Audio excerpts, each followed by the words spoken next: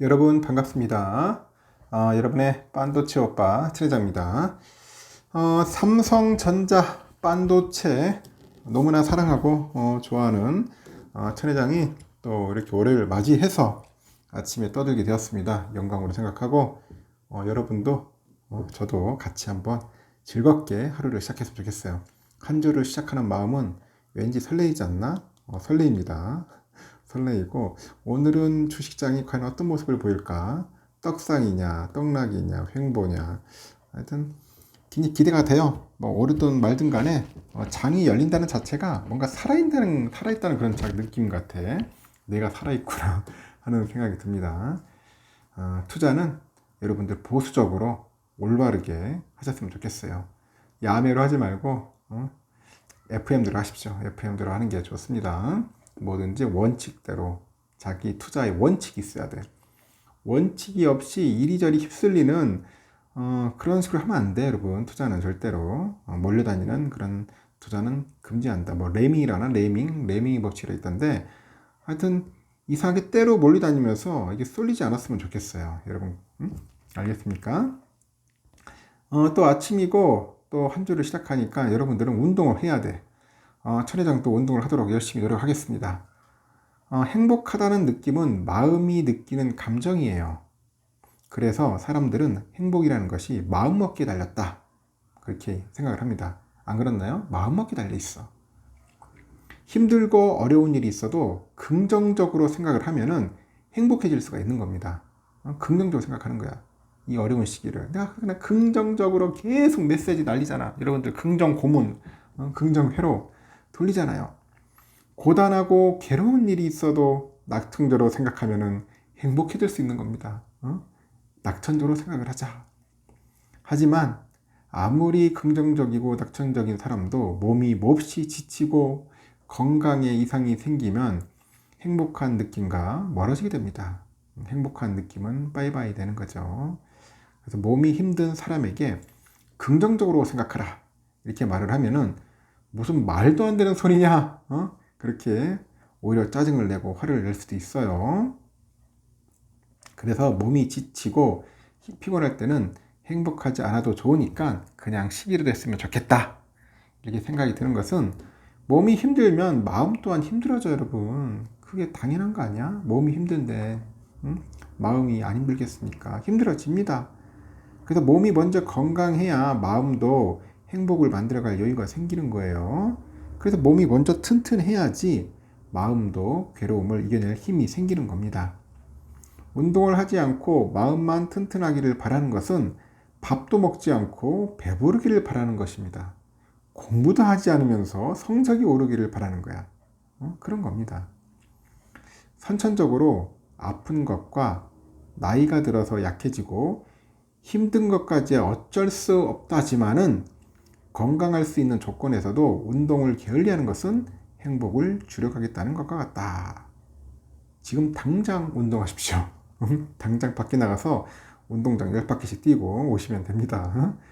그렇지 않으면 여러분 5,000보 이상씩 걸으세요. 뭐 아침부터 뭐 운동장 뛸 수 있는 것도 아니고 가볍게 걸어 다니면서 될 수 있으면 걸음을 한 5,000보, 6,000보는 하루에 걸어 다니시면 딱 좋습니다.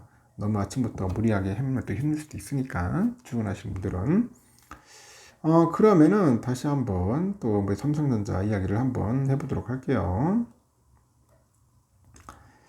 100만 원이나 싸게 파니까 경고장이 날라왔다. 이 통신업계 관계자가 한 말인데 그 방송통신위원회가 역대급 휴대폰 지원금 대란에 경고장을 날렸다. 나는 솔직히 이거 방통이 진짜 문제인 것 같아. 난 스마트폰을 그냥 단말기 통법인가? 이게 잘못됐다고 생각을 해요. 아니, 싸게 팔 수 있으면 파는 거지. 이거 파는 거 가지고도 시비 걸고 하는 것 자체가 참. 하여튼 웃기는 나라입니다. 통신업계에 보니까 방통위는 최근 벌어진 삼성 최고폰 S23 시리즈에 대한 역대급 보조금 소송과 관련해서 KT하고 LG유플러스에 엄중 경고한다. 경고장을 보냈습니다.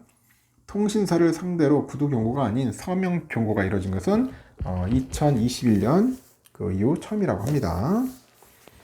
100만 원이 넘는 역대급 보조금을 살포를 해가지고 시장 과열을 발생시켰다는 게 이유인데, 최근에 휴대폰 집단 유통상가랑 일부 판매점을 중심으로 160만 원에 달하는 삼성 최고 스마트폰이죠.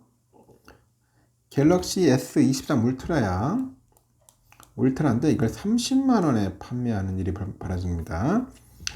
단기간 휴대폰 지원금이 최대 130만 원 가량 지급이 됐는데 S23 기본형 제품은 빵폰이 됐다. 그래서 방통위가 그 KT하고 LG U+가 가입자 유치를 위해서 단말기 유통법에 근거한 공시 지원금보다 더 많은 지원금을 뿌린 것으로 보고 있고, 방통위는 또 통신 3사의 마케팅 담당 임원들을 불러서 불법 보조금 관련 구두 경고도 한 거로 나타나고 있습니다.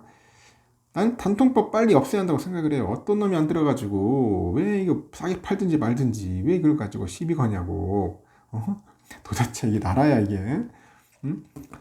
하여튼 이용자 간의 차별과 시장 혼탁을 막기 위해서 휴대폰 보조금 그 지급 액수를 규제하는 단말기 유통법, 단통법을 실시하고 있는데, 이에 대한 고객들의 불만도 큽니다. 무용론이 고개를 들고 있어. 단속 실효성이 크지 않는 데다가 가뜩이나 비싼 휴대폰을 싸게 파는 게 뭐가 문제냐? 불만의 목소리가 커집니다. 내가 봐도 뭐가 문제야? 싸게 팔면 파는 거고 비싸게 파는 거지. 비싸게 팔면 안 사고 싸게 팔면 사는 거 되는 거 아니야? 하여튼 방통위의 서면 경고도 행정지도의 일환인데 법적 효력은 없어요. 과징금 제재보다는 시장 혼탁을 최소화하는 방안으로 단속을 완화하는 모양새인데, 그러다 보니 실효성도 없다. 통신업계 관계자도 실효성이 크지 않을 뿐 아니라 현 제도화에서는 불법 보조금을 뿌리는 그 스팸 매장으로만 고객들이 몰려가지고 차라리 그냥 단통법 해제하는 게 낫다, 이렇게 이야기를 하는 거예요. 한편에서는 단통법을 유지한다는 목소리도 여전한데, 단순히 싸게 파는 게 무슨 문제냐고 할 수 있지만 통신사의 그 제한된 마케팅 비용이 가입자 방어 목적으로 일부 고객에게 제공이 돼서 다수의 소비자들은 혜택을 받지 못하는 상황도 고려해야 한다. 그렇게 하는 게 아니라 그냥 기계 싸게 팔면 돼요. 가전제품처럼. 시행 10년차를 맞아서 유명무실해진 단말기 유통법에 대한 개정 논의도 본격화되고 있고, 정부는 통신사들 간의 경쟁 촉진을 통해서 통신비 인하 방안도 하나로 보는 것 같아요. 단통법 개정을 논의 중이다. 가장 중요한 게 뭐냐? 통신비를 내려야 돼. 통신비. 너무 비싸, 통신비가. 내가 볼 때는 통신비를 거의 한 반값으로 좀 내려야 할 필요성이 있습니다. 현 정부가 이런 것들을 한번 잘 뜯어고쳐가지고 했으면 참 좋겠네요. 관심이 있는 건지 없는 건지, 안중에도 없겠지. 우리 서민들 뭐 경제 뭐 신경을 쓰고 있는 건지, 좀 정신 좀 똑바로 차리고 시민들의 그 가렵고 힘든 부분을 싹 긁어줘야 돼. 이게 정부의 역할 아닐까 하는 생각이 듭니다. 정치인들도 마찬가지고, 뭐 국회의원들은 더 정신을 못 차리고 있어요. 그러니까 국회의원이라 국회라고 부르잖아 사람들이. 오죽했으면 국회의원들이 그렇게 욕하고 있습니까? 자기들의 이익을 위해서 일하는 게 아니라 국민들을 위해서 좀 헌신하고 희생하고 그렇게 일해야 하는데, 그런 인간들이 없어요. 지금 보면은. 지금 보니까 우리 또 고인인 이건희 회장이 참 보고 싶네요. 마누라와 자식만 빼고 다 바꾸라고 했는데, 이 1993년일 거예요. 6월 7일 독일의 그 프랑크푸르트 인근에서 그 호텔이 있어요. 그 캠핀스키 호텔이라고. 전 세계 수백 명에 달하는 삼성 임원들 총 집합시켰죠. 불러 모아가지고 이건희 당시 삼성 회장은 국제화 시대에 변하지 않으면 영원히 2류나 2.5류가 될 것이다, 이렇게 이제 선언을 합니다. 훗날 삼성이 글로벌 기업으로 발돋움한 그 계기라고 평가받게 된 신경영 선언이다, 프랑크푸르트 선언이다. 이 93년도 사진입니다. 참 이때 젊어 보이네요. 제기에 따르니까 오는 7일로 고 이건희 그 회장의 그 신경영 선언이 30주년을 맞았다고 합니다. 당시 세탁기 불량 부품을 칼로 깎아 조립한 것을 보고 그 격노한 그 이건희 회장은 결국 내가 변해야 한다면서 대대적인 혁신을 추진했죠. 95년에는 구미 사업장에서 불량 전화전화 15만 대를 소각하는 화형식을 했어요. 그때 저도 생생하네요. 애니콜인가? 그거 완전 막 불태워버렸는데, 이게 근본적인 체질 개선의 필요성을 역설한 거죠.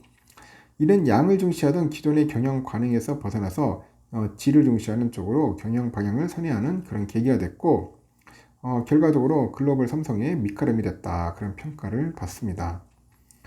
삼성은 신경영 선언 이듬해인 1994년 세계 최초로 256메가 이 D램 개발에 성공을 해요. 이어서 96년에 1기가 D램을 개발했고 반도체 선두기업의 토대를 닦았습니다. 이건희 회장의 인재 제일 철학에 따라서 93년 국내 최초로 대졸 여성 신입사원 공채 신설했고 95년 공채 학력 제한을 없애요. 국내 기업의 출퇴근 문화의 일대 변혁을 가져온 이른바 7사제, 7사제가 있어. 7사. 오전 7시 출근, 오후 4시 퇴근을 시행하기도 합니다. 이를 토대로 삼성의 2022년 브랜드 가치가 877억 달러를 기록했고 3년 연속 글로벌 5에 올랐어요. 스마트폰, TV, 메모리 반도체 등 20여 개 제품목에서 1위를 하는 기업 세계 인류 기업으로 이제 도약을 한 거죠. 이건희 상대회장이 1987년 11월 삼성그룹 회장에서 이제 취임했을 당시에 삼성전자의 시가총액이 한 1조 원 미만으로 10위권에 불과했는데, 야, 지금은 431조니까 엄청나게 오른 거죠. 그렇게 엄청나게 키워놨습니다. 이런 거 보면 참 대단하신 것 같아요. 보면은 엄청난 분입니다. 엄청난 분이고. 1993년 자산이 41조 원이던 삼성전자의 자산 규모가 지난해 기준 448조죠. 448조로 이제 켜졌어요.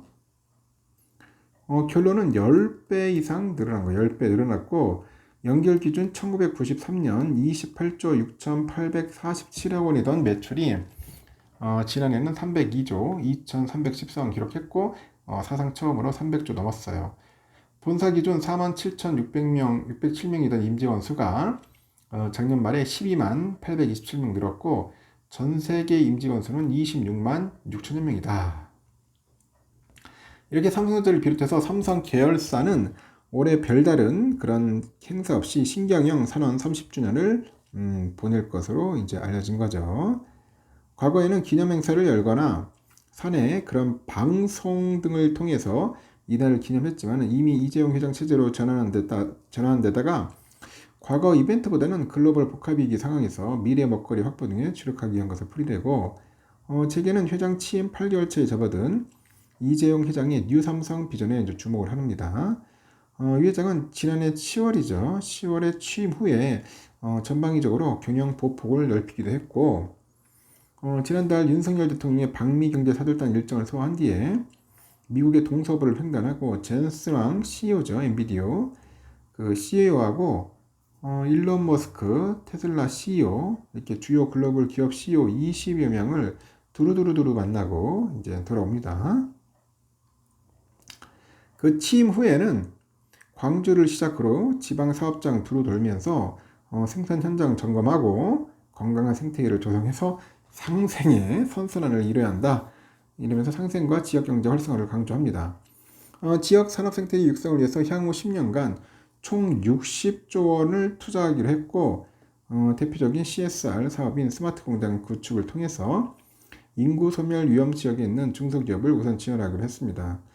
지난 1일 열린 삼성 호암성에 직접 참석하는 등 그런 선친의 인재질 철학을 개성해가지고 인재 육성 확보에도 힘을 썼죠.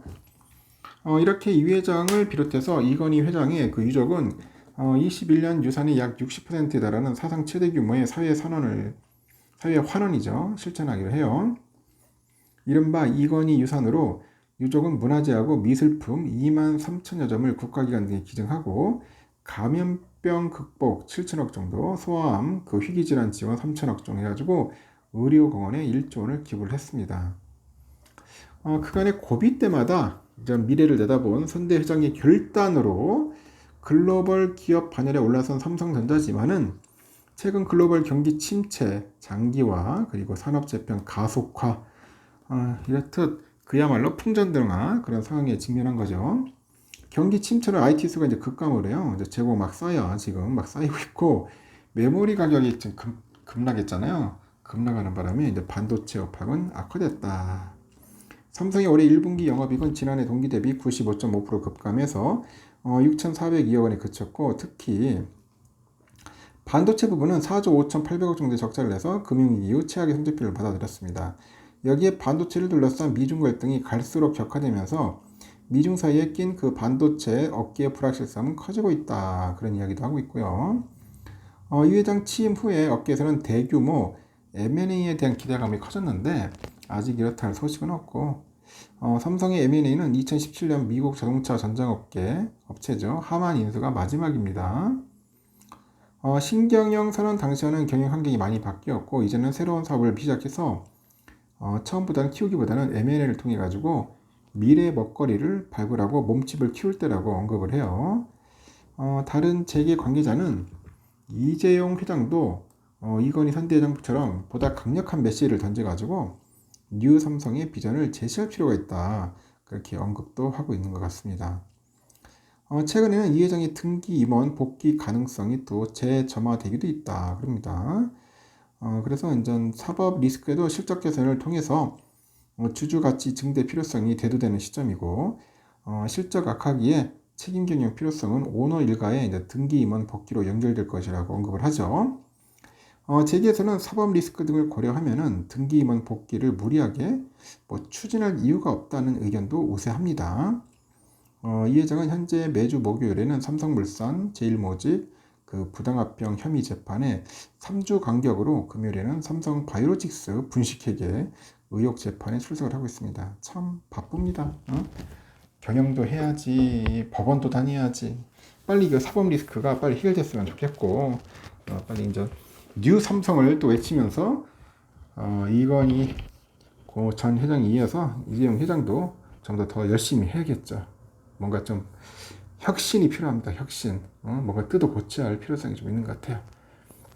삼성의 이야기는 여기까지 하겠습니다. 여러분 좋은 하루 보내시고 오늘도 기쁨이 가득하길 진심으로 기원합니다. 감사합니다.